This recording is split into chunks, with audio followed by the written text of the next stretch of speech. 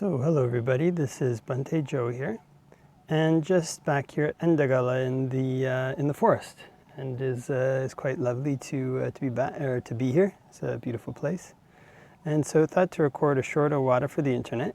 So I thought that maybe could just start with a little meditation, so we can lean forward a bit and arch the spine, and look about 3 feet in front of us, and close our eyes.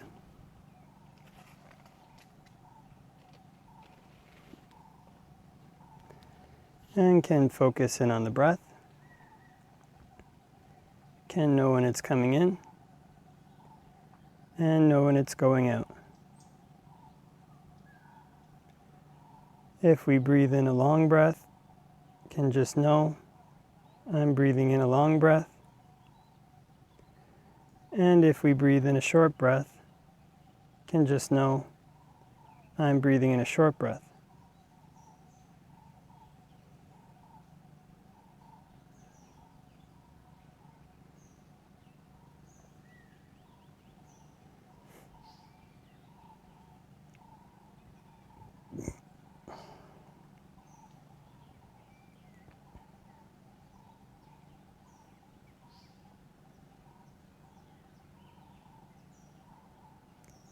And can focus in on the breath at the tip of the nose.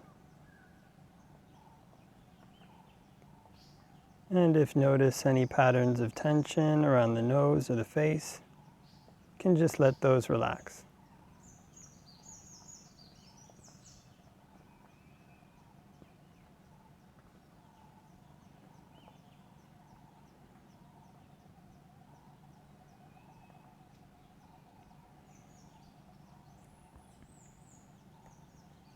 And can practice breathing in and out from this area at the tip of the nose.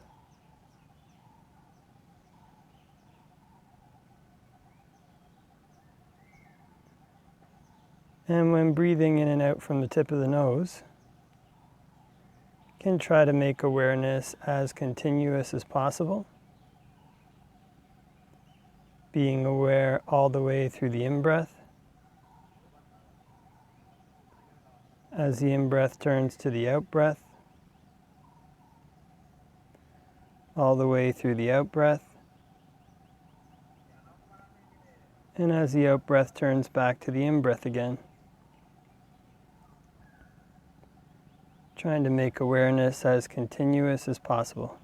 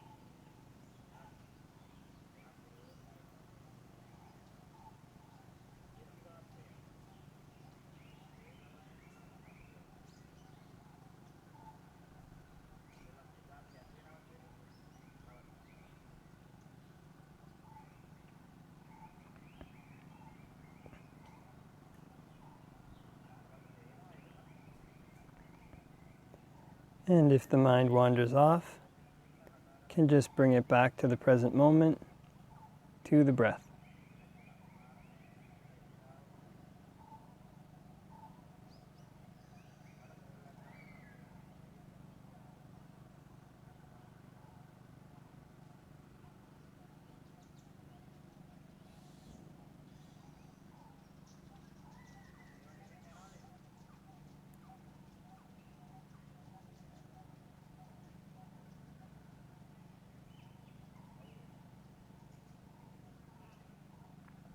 And before we finish meditating, can spread thoughts of goodwill, wishing may all beings all around everywhere be happy and at ease. May they put in place the causes necessary to be happy and at ease. And we can make the mind infinite, can make it unbounded, all the way to the ends of the universe and beyond, in every dimension, May all beings all around everywhere be happy and at ease.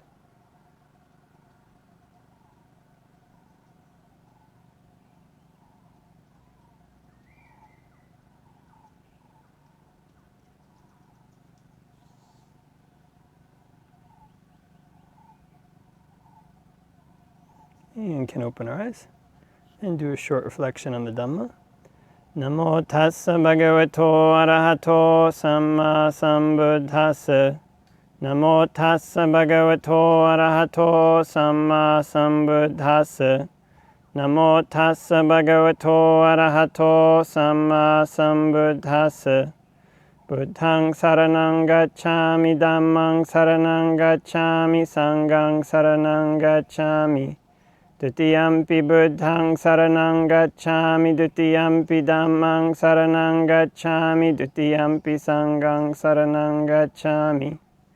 Tatiyampi buddhaং saranang gacchami, Tatiyampi dhammang saranang gacchami, Tatiyampi sanghang saranang gacchami. So, hello everybody again, and yes, so back here at Endagala again, after a nice trip to the southern part of Sri Lanka. Had gone there to visit Bhante Ratanasiri, who had just been down here for about a month or a couple months, and going back to Canada soon. So that was kind of very nice. And one of the nice things about meeting old friends, or in this case a respected senior monk. And then there was some other, my first Singla teacher was there, Venerable Kovida, and also met some other people there too. And was kind of interesting as well, because Pindapata there took just maybe 30 minutes and the bowl was full. So people there had a lot of faith. And so it kind of doesn't seem so long ago that it was actually back in Canada, and often going to Bhante Ratanasiri's temple. And after kind of associating with him for a long time, and associating with the monks at the temple for a long time, you kind of develop this kind of friendship. This kind of this is the way it works with people when we associate with people for long periods of time. Then if we have these kind of a good relationship with them, and they are very helpful to us, and it's kind of a nice feeling. Then the next time we see them, we're kind of very uplifted, very happy. But then the interesting thing about the way these things work is that all these various relationships, they always they have this kind of happy element when they're there, but they also have this element that all of them are going to be subject to changing at some point. So remember, after being in Toronto for 3 years, headed over to Sri Lanka, which was actually my original plan. And so then hadn't seen some of these monks for a while, or hadn't seen Bhante for a while, some of these monks. And now he's going back to Canada, so I might not see him for another year or whatever it might be, and then left that temple and back here. And so this is the way that it tends to work, or can tend to work anyways. There are kind of like larger situations that bring people together. You might call it like a paradigm. There's like a larger paradigm that brings people together. That paradigm might be like school. People have their elementary school friends.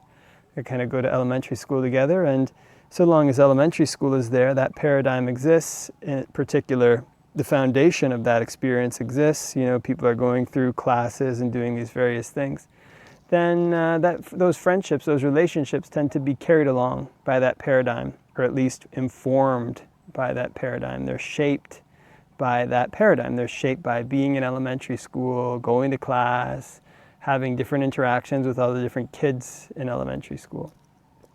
And similarly, even with with people, our parents, our parents, our relationships with our parents also kind of informed by this kind of paradigm, and kind of we're their children, and so we they raise us, and for a period of time we live with them, and then you tend to kind of move out, or go on and do your own thing, and then the paradigm changes, the relationship changes. It kind of sometimes can bring people together, sometimes bring people apart. These are a couple of the different paradigms. You can see there's these different I don't know the right word for it, but overlapping kind of paradigms.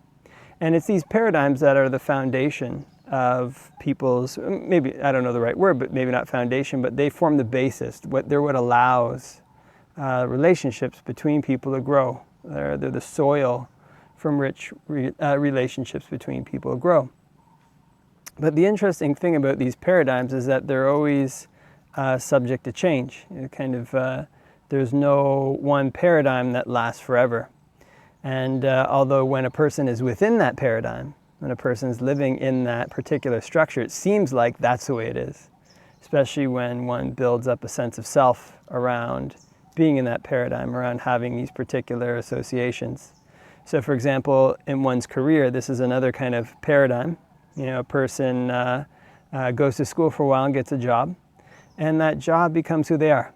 And they associate often with people who have similar jobs, or, they might associate with their work colleagues or whoever like that, and their kind of lifestyle gets built around this job. And when people describe them, they tend to describe them in terms of their job. And the way that people relate to them tends to be in terms of this job. And it can come to seem a bit like, this is who I am, and this kind of, this job, and the way people interact with one is based on this job.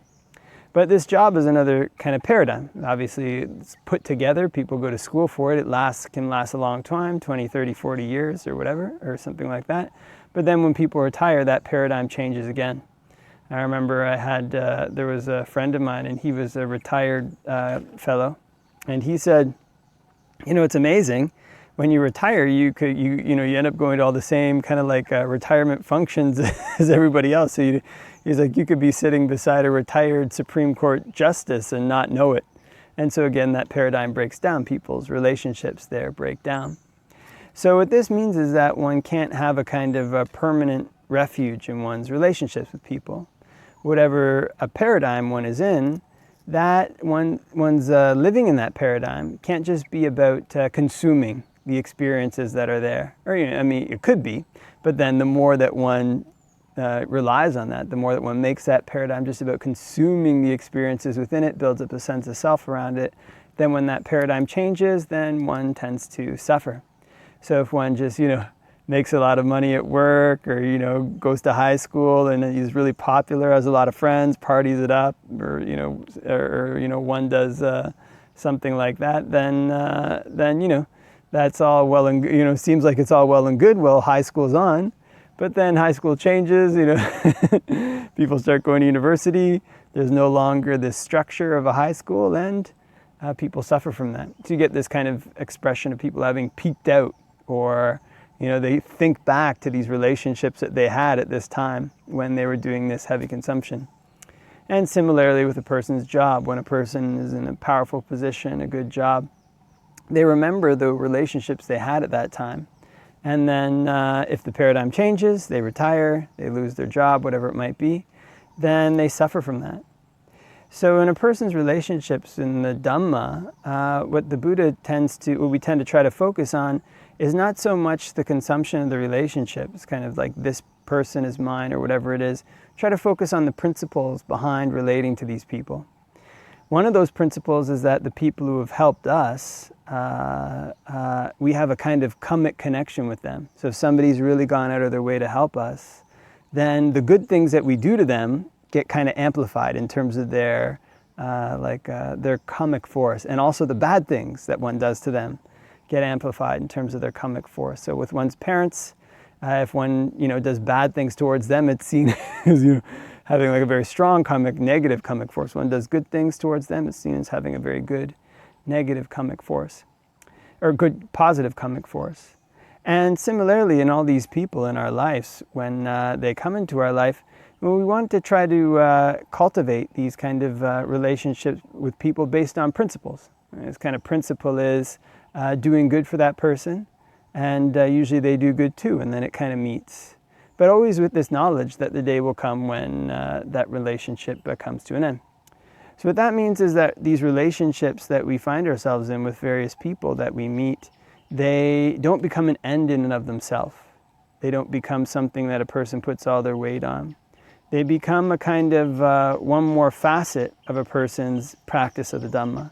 So in other words, in relating with this person, how can I do so in in a way that will build merit? How can I do so in a way that'll be harmonious? How can I relate to them in a way that'll be helpful, in a way that I can be generous? These various things. Because even after the relationship with that person ends, even after, say, Bhante Ratanasiri or my friends from this temple, now I'm back here, I don't see them, even after that ends, whatever kind of good or bad actions a person does, those carry over. The kind of the momentum of those carry over, the kind of memory of those carry over, and the karmic force of those, the force that it has in one's own mind, carries over. So for that reason, when a person puts their weight more on these principles, more on developing these good karmic forces, then a person's relationships become one more thing to support, to prop up, to lighten their mind, to make their mind bright. And even when those relationships end, as they inevitably do, at some point all relationships with other people end, then we still have this karmic force going forward. We still have these memories that this person did something good for me, I tried to do something good for them, and we had this kind of, we had this kind of mutually supportive relationship. And when it ends, then we still have the good karma that comes from that. We still have the good vibes that come from that. So with relationships with other people, it's always this kind of two-pronged, or it can be this kind of two-pronged approach in Buddhist practice. On the one hand, always keeping in mind that, whatever relationship there is with another person, it's going to end. So try not to put all of our weight on that person. But on the other hand, when that person is there, or people, or whoever it is, are there, and keeping in mind that these people who have helped us, we have a karmic connection to them. And the good things that we do to them carry weight. And the bad things that we do to them carry weight. So trying to make our relationships with other people as harmonious as possible, as kind as possible, as helpful as possible, and as in line with the Buddhist teachings as possible. So then when the time comes to depart, when the bhikkhus go back to Canada, I come back here or move wherever else, still we have that karmic force. Still we have this merit. Because the Buddha says that merit is another word for happiness. Merit, this kind of good deeds, they're what lead our mind to become bright, and they're what lead us on our death to have a happy rebirth. So it's worth cultivating in all of our relationships. Okay, so leave that for reflection, and hope that everybody has a great day, and wishing you all the best till next time.